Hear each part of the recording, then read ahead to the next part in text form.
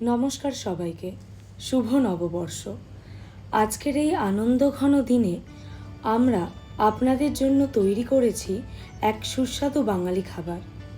আর কথা না বাড়িয়ে বরং চলুন একসাথে এই পুণ্যতিথিকে রসনা তৃপ্তির মাধ্যমে উদযাপন করি।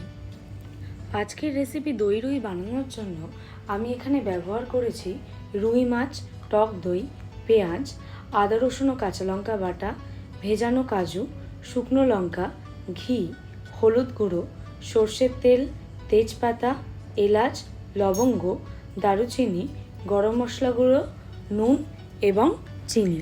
প্রথমেই মাছগুলিকে হলুদ গুঁড়ো, নুন এবং সর্ষের তেল দিয়ে খুব ভালো করে ম্যারিনেট করে রেখেছিলাম। মাছের পিসগুলিকে ম্যারিনেট করে প্রায় 10 মিনিটের জন্য এভাবেই রেখে দিতে হবে। এরপর আগে থেকে ভিজিয়ে রাখা কাজু বাদামগুলো এবং তার সাথে টক দই নিয়ে খুব ভালো করে একটা স্মুথ পেস্ট তৈরি করে নিয়েছিলাম। আপনারা চাইলে কাজু বাদামের পরিবর্তে পোস্ত এবং চালমগজ ব্যবহার করতে পারেন।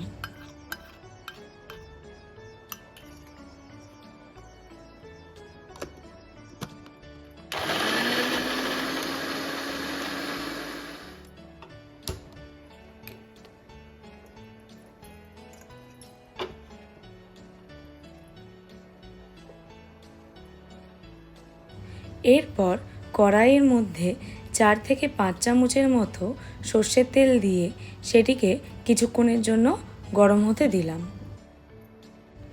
তেল গরম হয়ে গেলে তার মধ্যে খুব আস্তে আস্তে মাছের পিসগুলো ছেড়ে দেবেন এবং সেটিকে ধীরে ধীরে হালকা আঁচে ভেজে নেবেন।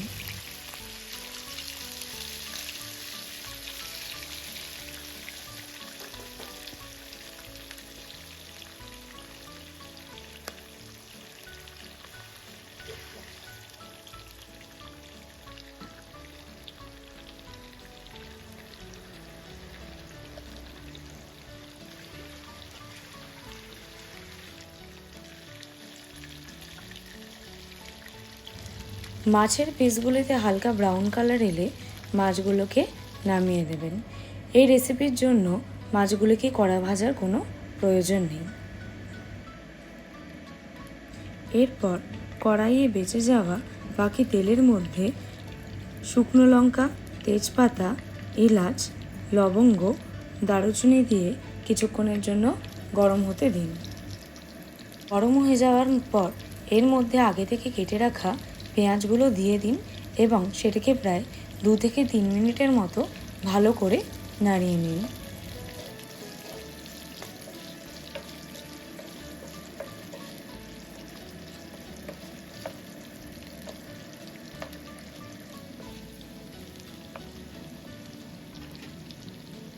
পেঁয়াজটা হালকা একটু ভাজা হয়ে গেলে এর মধ্যে অ্যাড করুন আদা রসুন ও কাঁচা লঙ্কা বাটা। তারপর এটিকে 5 থেকে 7 মিনিটের মতো ভালো করে কষিয়ে নিন। কষিয়ে নেওয়ার সময় লক্ষ্য করবেন আস্তে আস্তে আদা রসুন বাটার গন্ধটা চলে যাবে।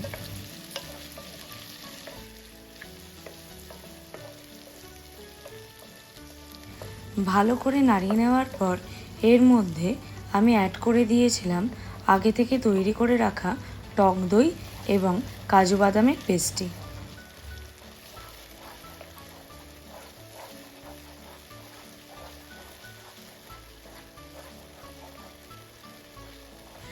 ভালো করে এই পেস্টটি মিশিয়ে নেওয়ার পর তার মধ্যে অ্যাড করে দিয়েছিলাম অনেকটা পরিমাণে জল।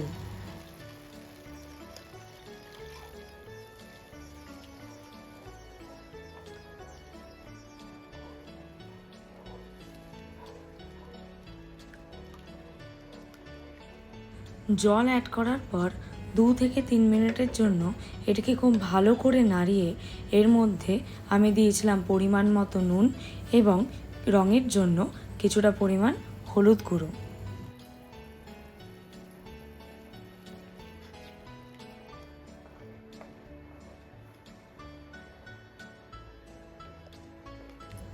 সব কিছু মিশিয়ে নেওয়ার পর এটিকে আমি 5 থেকে 10 মিনিটের জন্য ঢাকা দিয়ে রেখেছিলাম।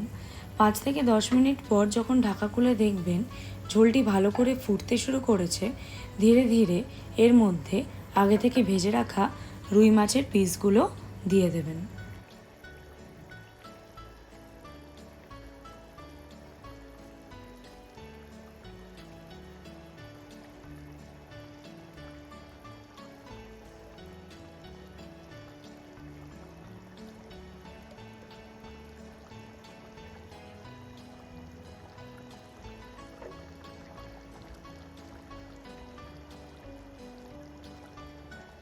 রুই মাছের পিসগুলো অ্যাড করার পর আবারও এটিকে 5 থেকে 10 মিনিটের মতো ঢাকা দিয়ে রাখবেন এবং গ্যাসের আঁচটি মিডিয়াম ফ্লেমে করে এটিকে ফুটতে দেবেন। ঢাকা সরানোর পর আমি এর মধ্যে অ্যাড করেছিলাম পরিমাণ মতো চিনি।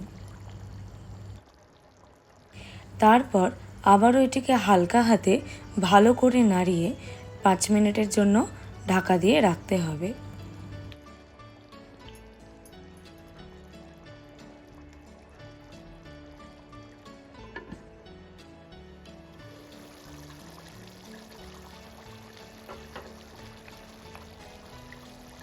পাঁচ মিনিট পর ঢাকা সরিয়ে দেখবেন ঝোলটা অনেকটা শুকিয়ে গেছে। এরপর পরিমাণ মতো গরম মশলা গুঁড়ো এবং স্বাদের জন্য আমি এখানে ব্যবহার করেছিলাম চেরা কাঁচা লঙ্কা এবং 1 চামচ ঘি। আপনারা চাইলে এখানে ধনেপাতারও ব্যবহার করতে পারেন।